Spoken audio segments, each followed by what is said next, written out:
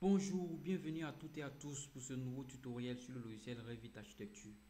Avant d'aller plus loin, je t'invite à prendre 2 minutes de ton temps pour liker la vidéo. Et si vous n'êtes pas encore abonné, je vous invite à vous abonner car sur ma chaîne, je publie chaque jour de nouvelles vidéos qui vont t'aider à t'améliorer et à progresser dans les logiciels de dessin.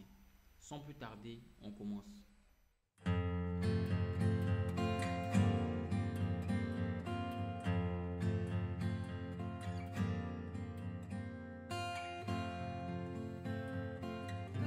Comme vous avez vu déjà dans la description, nous allons parler de l'outil Mu. L'outil Mu c'est l'un des outils les plus utilisés dans le logiciel. Pour le retrouver, on se rend dans l'onglet Architecture et on a ici Mur. On a aussi la possibilité de taper sur le clavier WA. Ça nous sélectionne directement l'outil Mur. Ou alors, on peut venir toujours dans Architecture, sélectionner l'outil Mur. Les deux actions conduisent au même effet. Une fois sur l'onglet Mur, vous voyez que nous avons une petite flèche vers le bas ici. Lorsque nous cliquons dans cette petite flèche, nous voyons que il y a plusieurs onglets qui sortent. On a mur architectural, mur porteur, mur par face, profil en relief, profil en creux. Ce sont les 5 manières de faire, c'est-à-dire de générer des murs dans le logiciel. Mais ici, nous allons aborder principalement les murs architecturaux parce que ce sont les murs, c'est ces murs-là qui sont beaucoup utilisés. Mais je vais vous expliquer un peu. Les murs architecturaux, c'est quoi? Ce sont les murs classiques. C'est-à-dire que ce sont des murs que le logiciel considère comme étant des briques. C'est-à-dire que ce sont des briques. Alors que les murs porteurs, lorsque vous allez faire un mur porteur dans le logiciel, Revit va considérer que ces murs-là sont en béton. C'est-à-dire que ça nous aide beaucoup pour les histoires de dimensionnement. Une fois que tu veux faire des voiles, voilà, tu peux utiliser ce mur-là pour faire les voiles et puis après même exporter ça dans Robot. Robot va comprendre facilement ce qu'il est question. Ensuite, on a les murs par face. Les murs par face, c'est quoi? Ce sont des murs qu'on fait à partir des éléments in situ. Pour ceux qui avaient regardé mes précédentes vidéos, vous allez voir que nous avons parlé un peu des éléments in situ. On n'a pas vraiment fait un truc approfondi là-dessus, on a juste fait un petit truc, mais vous allez comprendre. Les murs par face, ce sont des murs qu'on fait à partir d'éléments in situ. Ensuite, on a les profils en relief qui sont des corniches au fait, c'est-à-dire que ce sont des éléments décoratifs qu'on fait sur les murs juste pour embellir. Même chose comme les profils en creux. Les profils en creux font la même chose, c'est-à-dire que eux, à, au lieu de faire des profils qui sortent du mur, eux, ils vont faire, c'est-à-dire que on aura l'impression que dans le mur, il y a un vide. Voilà, comme vous voyez sur l'image qui va apparaître là.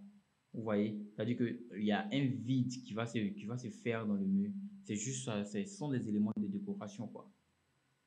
Voilà. Donc ici, on va sélectionner l'outil mur architectural. L'outil mur architectural est sélectionné. Comment je sais que l'outil mur architectural est sélectionné? On voit ici que on a ici mur de base générique. Ça veut dire que on a sélectionné l'outil mur. Et dans le logiciel Revit, lorsque vous voulez par exemple annuler une commande, par exemple ici j'ai actuellement l'outil mur qui est sélectionné, que je ne veux plus le sélectionner, j'ai la possibilité de faire échappe sur le clavier. N'oubliez surtout pas ça, échappe. Ça va beaucoup vous aider lors de vos dessins. Donc on revient, on sélectionne, on fait mur architectural, on a sélectionné notre mur. Une fois le mur sélectionné, nous avons la possibilité de choisir parmi plusieurs types de murs qui sont déjà là en fonction de votre gabarit. Vous voyez, il y a plusieurs types de murs. Mais ce qu'il faut comprendre ici, c'est que dans le logiciel, c'est-à-dire que dans les murs, dans le logiciel, il y a 3 grandes catégories de murs. Nous avons ce que ici, le logiciel appelle les murs de base, qui sont ici. Et on a aussi les murs empilés, et on a aussi les murs rideaux. Ce sont ces 3 grandes catégories de murs qu'il y a dans le logiciel Revit. Maintenant, ce qu'il faut comprendre, ici, nous allons nous allons parler un peu des murs de base et des murs empilés. Les murs rideaux, on va garder ça pour une autre vidéo parce que ça va être trop long. Voilà, ça va être trop long. Maintenant, les murs de base, on va sélectionner un mur, n'importe quel mur. On va prendre, je sais pas, on va cliquer sur ça, générique 250 mm. Ce qu'on va faire maintenant, c'est-à-dire on va paramétrer ce mur-là. Qu'est-ce que j'entends par paramétrer ce mur? C'est-à-dire qu'on va dire au logiciel que nous voulons un mur, par exemple, d'une certaine épaisseur qui aurait tel ou tel matériau.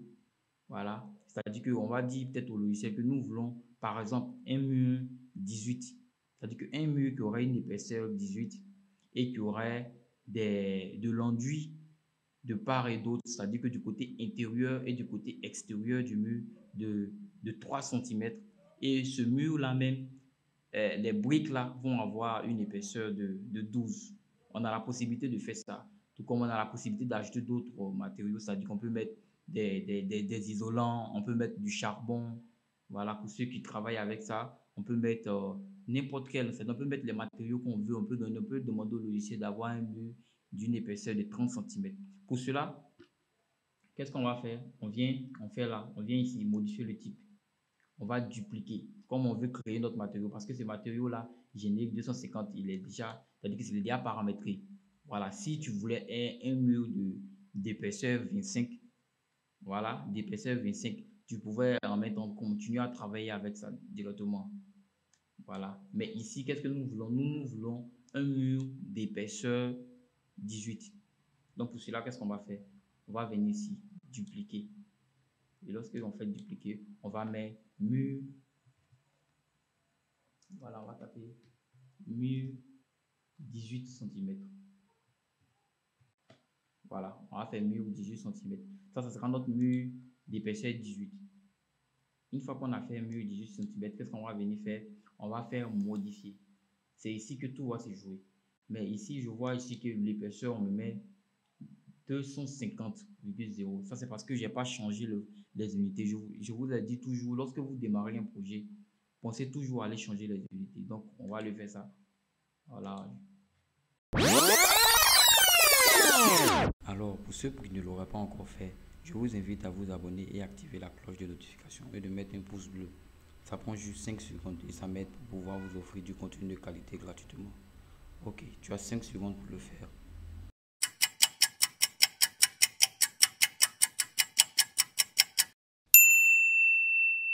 Je n'ai pas encore paramétré mon mur. Hein. Je change mes unités déjà. Je viens, je fais unité, je clique, je mets 100 mètres, je mets 2 décimales. Voilà, parce que je préfère travailler avec 2 zéros après la virgule. Voilà, et on revient. On voit qu'on a toujours notre mur de base de 18 cm qui est sélectionné. On va modifier toujours le type. On a juste changé le nom. Vous voyez que ici là, on a toujours 25 et 0,25 maintenant. On va faire modifier. Voilà, c'est là qu'on était. Maintenant, ici, qu'est-ce qu'on va faire? On voit ici, on voit un tableau. Bon, peut-être que ça a l'air un peu compliqué, mais je vous assure, il n'y a rien de compliqué, il n'y a rien de sorcier là-dedans. Ici, on a une épaisseur qui est là, 0,25. Ça, c'est l'épaisseur du mur qu'on a dupliqué. Maintenant, qu'est-ce que nous voulons? Nous, ici, moi, je veux un mur qui aurait, c'est-à-dire que les briques vont faire 12.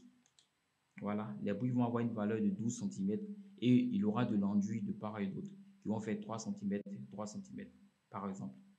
Qu'est-ce que je vais faire? Ici, je vais venir ici tout en bas, insérer deux autres éléments. Vous voyez qu'ici, on a deux autres éléments qui se sont ajoutés. Vous voyez. Et ce que vous voyez, vous allez remarquer aussi, ici, il y a un petit truc qui est ici. Ici, ils ont écrit côté extérieur. Voilà. Ça nous dit, c'est-à-dire que les matériaux qu'on va mettre ici, là, qui seront plus proches du côté extérieur, là, ce sont les matériaux que, à l'extérieur du mur, on va voir. De même, ceux qui seront vers le bas ici, ce sont les matériaux qui seront, c'est-à-dire que à l'intérieur, ce qu'on va voir. C'est pratique parce que si par exemple vous voulez faire un mur et à l'intérieur du mur, par exemple, ça sera de la peinture, peut-être de la peinture verte, je dis n'importe quoi, hein, de la peinture verte, et à l'extérieur, ça sera peut-être du crépissage. Vous voyez, vous pouvez venir paramétrer ici, mettre une peinture verte là, et à l'extérieur, mettre du crépissage. pour notre vidéo, on va pas faire un truc pas trop compliqué, hein, parce que je veux juste vous enseigner les bases, que vous compreniez. Donc ici, qu'est-ce qu'on va faire? On va mettre ici de l'enduit, et de l'enduit de 3 cm. Donc on va taper 0,03. OK. Voilà, cette même valeur là, on va la donner aussi ici 0,03, et on va donner un mu qui aura 0,12, un mu de 12. OK. Vous voyez ici que une fois que j'ai fini de paramétrer les épaisseurs, c'est-à-dire que les épaisseurs des éléments que je veux appliquer à mon mur, on a la possibilité d'ajouter maintenant les matériaux. Les matériaux, c'est quoi? Ce sont les, comment on dit, c'est un peu dit que les finitions, quoi. Ce sont des finitions, c'est des matériaux, en fait, c'est-à-dire c'est comme le sable, le gravier, l'eau, tout ça, Revit appelle ça des matériaux. Ici, on va aller sélectionner un enduit. Voilà. Bon, j'espère que vous avez vu. Pour sélectionner l'enduit là, c'est-à-dire que je clique ici dans l'onglet matériaux, je viens où il y a les 3 points là, je clique là-dedans. Après avoir cliqué sur les 3 points, je vais venir taper ici enduit. Je vois que il y a aucun enduit qui est sélectionné, pas de panique. Pour ceux qui vont taper ici, ils ne vont pas trouver enduit, on a la possibilité de créer notre enduit. Pour cela, on va tout droit en bas ici, on va cliquer sur ici, c'est-à-dire que sur le petit truc, la petite flèche qui est là, on va cliquer là, on clique, on fait créer un matériau. Voilà, et on va renommer, on vient faire renommer, on va lui donner le nom de enduit. OK. Après lui avoir donné le nom enduit, on va chercher le matériau enduit pour appliquer à notre élément qu'on vient de créer. Et pour ça, on vient ici, le navigateur. Voilà, ici c'est le navigateur de ressources. Il y a plein d'éléments. Le bois, du gravier, il y a de la peinture, il y a plein d'éléments. Mais nous, bon, je vais faire peut-être après une vidéo complète sur le navigateur de ressources, parce que ici, il y a plein de choses à dire. Mais ici, qu'est-ce que nous on va faire? Nous, on va juste prendre un matériau et on va l'appliquer. Et on va chercher ici, comme on a dit, enduit. Voilà, on a de l'enduit qui est sorti. Enduit au plâtre, enduit de sable. Bon, on va prendre un truc. On va prendre enduit au plâtre. Voilà. Une fois que on est sur le matériau qu'on veut prendre là, tu as la possibilité ici d'ajouter, en cliquant sur la flèche qui est là, d'ajouter le matériau là à notre élément qu'on a créé. Donc, on clique dessus. Voilà, on a maintenant l'onglet, l'enduit qui est appliqué à notre élément qui est là. Donc, on va fermer ça.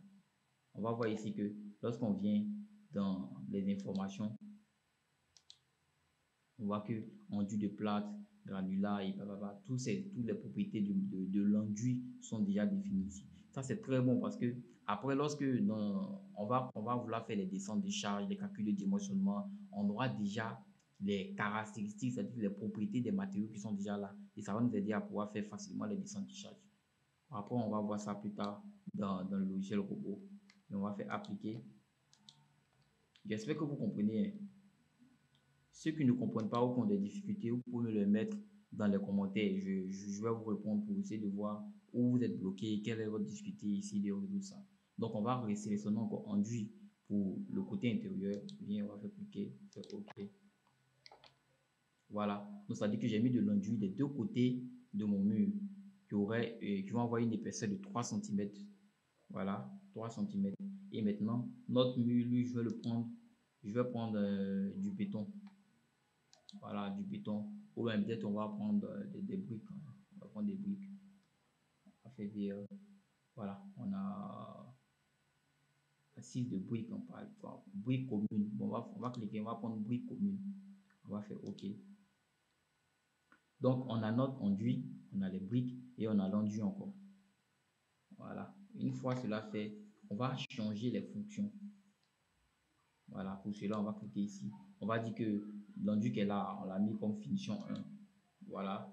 Et l'autre, bon, ça c'est un porteur. On va laisser lui, on va le mettre comme finition 2. Voilà, j'espère que vous comprenez. On fait OK. On a maintenant notre mur 18 qui est paramétré. Voilà, on fait OK et OK.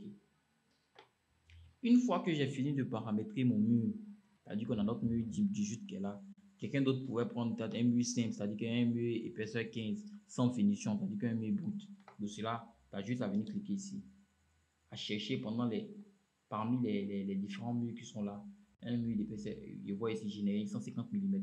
150 mm, ça fait 15 cm. Je peux le sélectionner, c'est toujours mon mur 15 qui est là.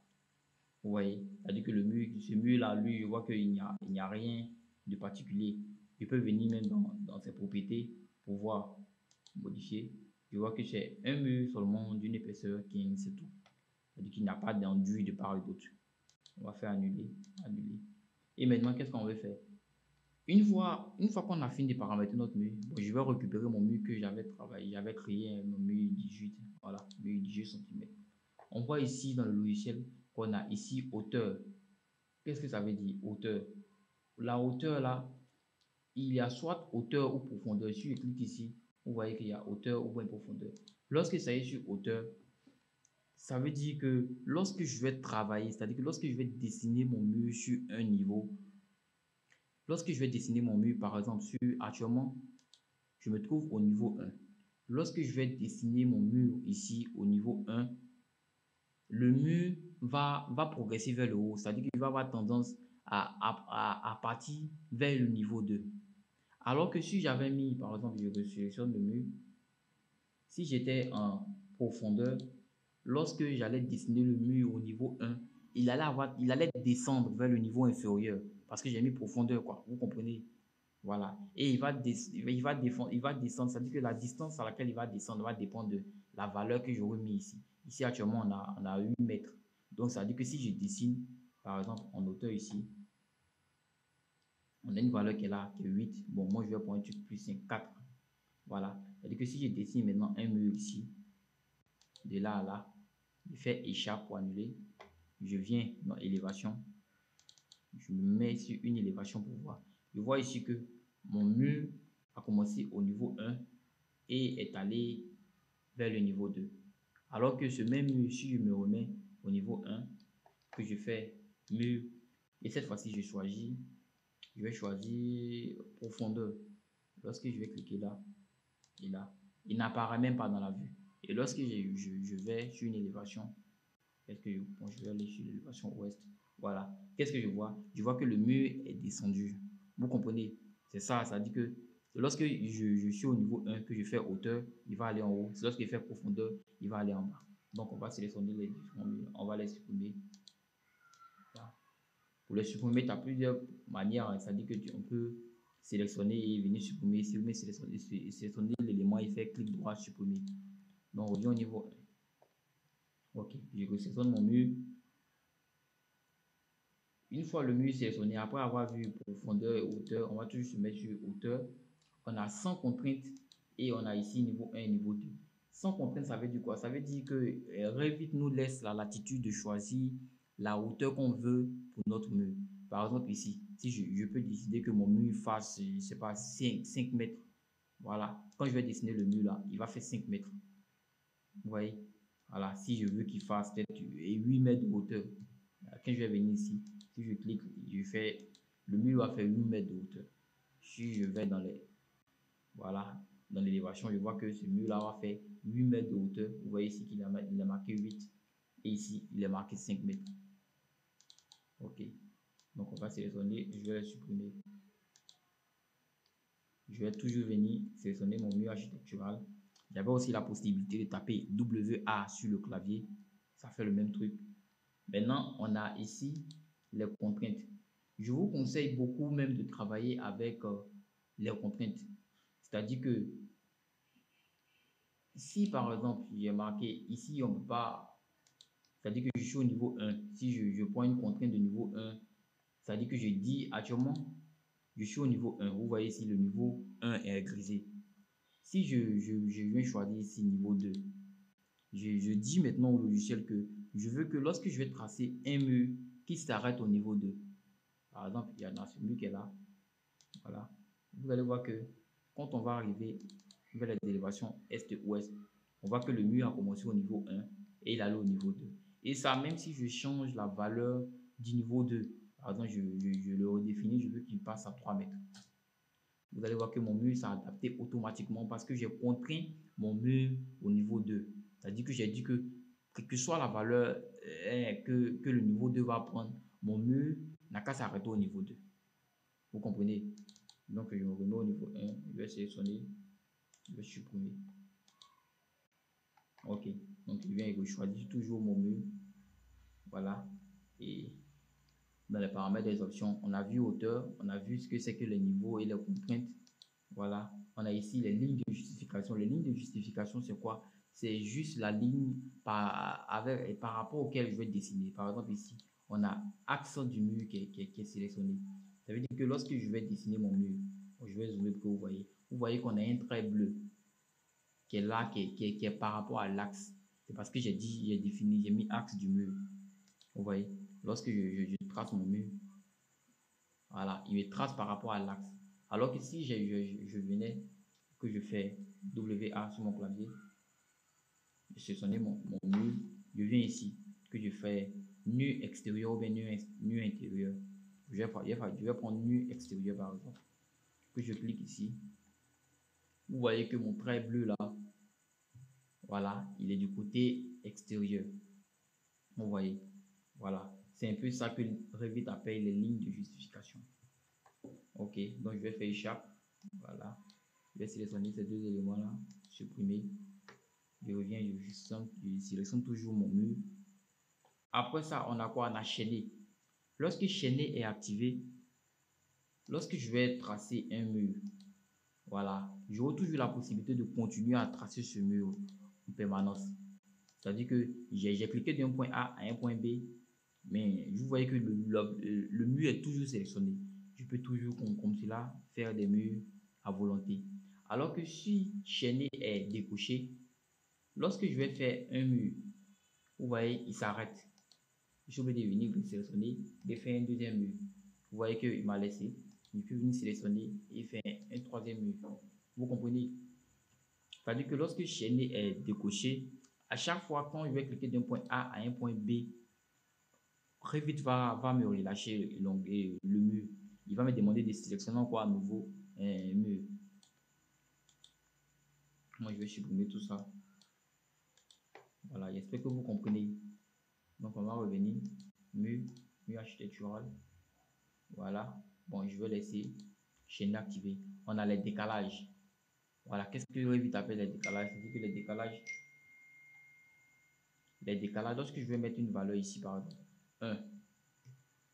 1 mètre, c'est-à-dire que quand je vais cliquer d'un point A vers un point B, il va me faire un décalage de 1 mètre en fonction de la ligne de justification que j'ai prise. C'est-à-dire ici, on a nu extérieur qui est là. C'est-à-dire que le décalage là, c'est par rapport à la ligne qu'elle a là. Voilà qui me fait mon décalage. Je vais revenir. Je vais prendre axe du mur. Voilà. Donc si je prends peut-être un décalage de 3 mètres, quand je vais cliquer là, là, il va me décaler mon mur là de 3 mètres. Ok. On a aussi rayon qui fait quoi?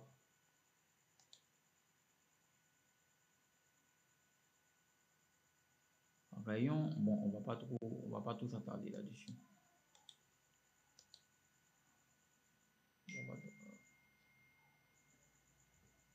Et c'est donné mieux.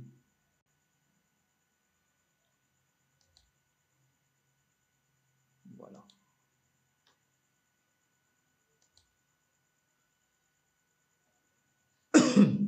Lorsque, lorsque rayon est activé, vous voyez qu'il me contraint.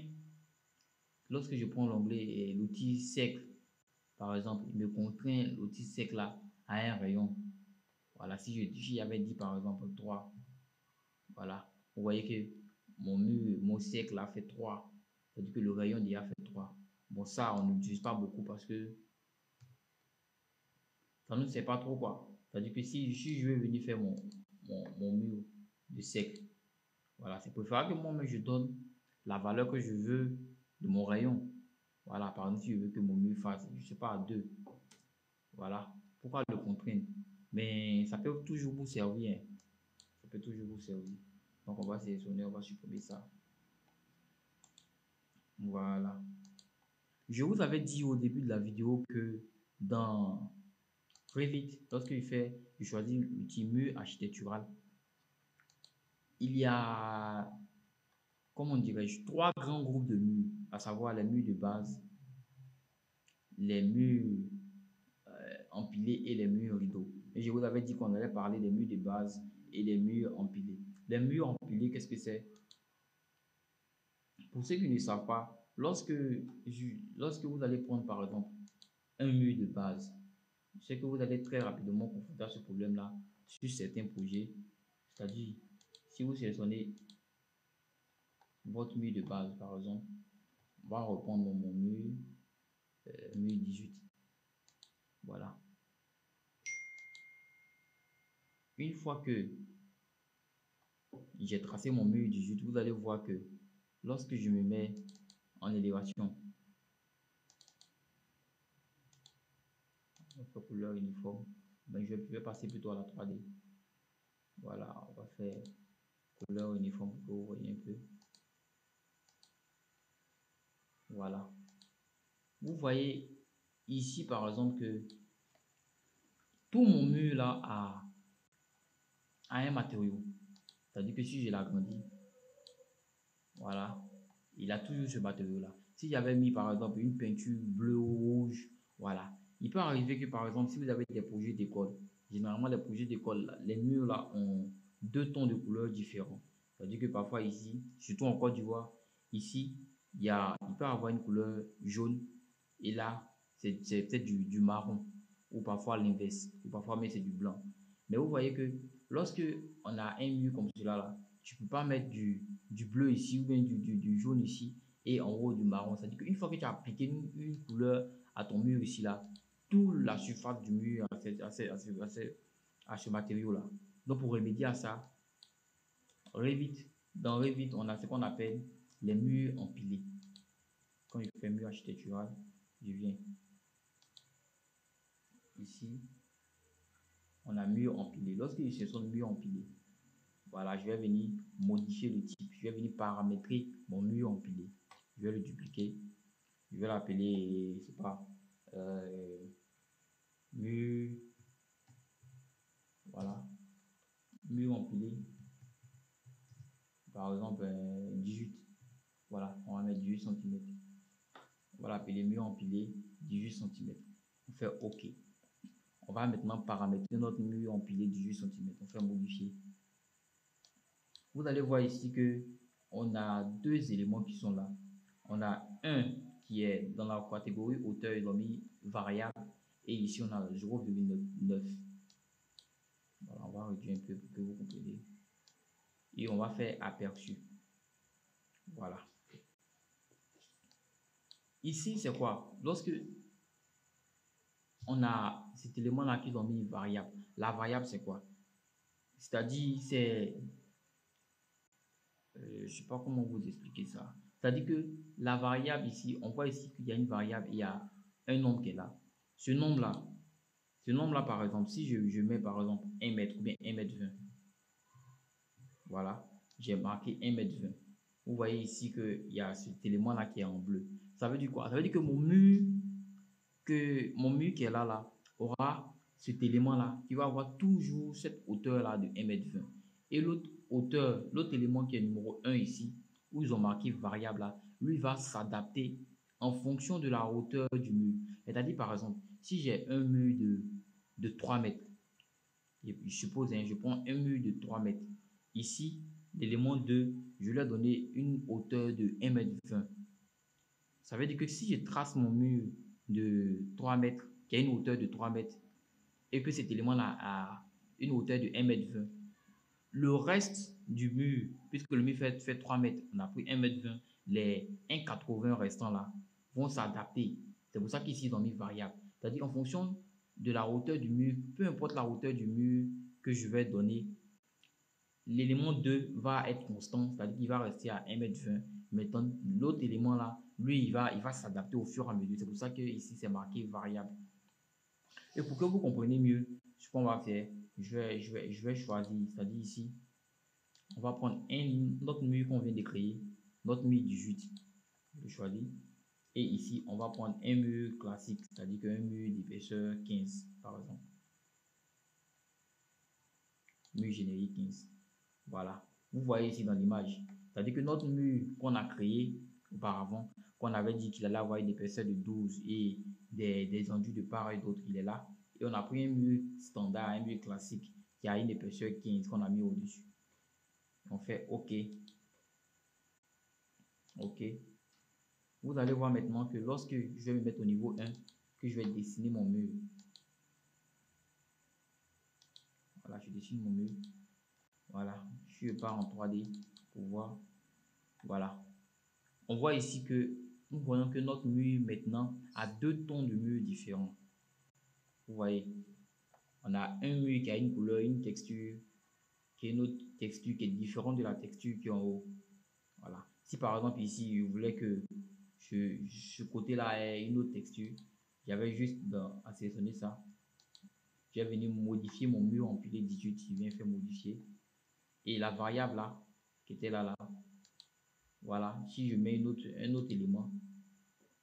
Mais il faut comprendre que pour changer, c'est-à-dire que la texture de mon mur générique est 150 mm là, pour changer sa texture là, je dois venir plutôt faire annuler. Ici, je vais venir sélectionner cet élément là, mur générique 150 mm, le voici. Mur générique 150 mm, je vais faire dupliquer et je vais lui appliquer un matériau. Je vais faire modifier ici. Matériau, je viens. Je prends par exemple, on va prendre un truc rapide. On va prendre ça par exemple, c'est ici. Ça c'est du bois. On fait OK. Je fais OK. C'est juste pour que vous compreniez. Appliquer. OK. Vous allez voir maintenant que, bon, actuellement, vous voyez, c'est mur générique 150 qui est sélectionné. Je vais le mettre plutôt, je vais le mettre plutôt, je vais le remplacer par mur empilé 18 cm. Voilà. Vous voyez maintenant que mon mur générique 150 a changé et le mur 18 que j'avais créé là, et il a un autre ton de couleur. Vous voyez, c'est beaucoup pratique lorsque vous allez travailler sur par exemple des plans de maison, d'école ou d'ouvrage où on aura besoin de faire deux tons de couleur de la peinture. Ok, voilà. Merci, c'était tout pour cette vidéo. Et n'oubliez pas de vous abonner et de liker la vidéo. À la prochaine.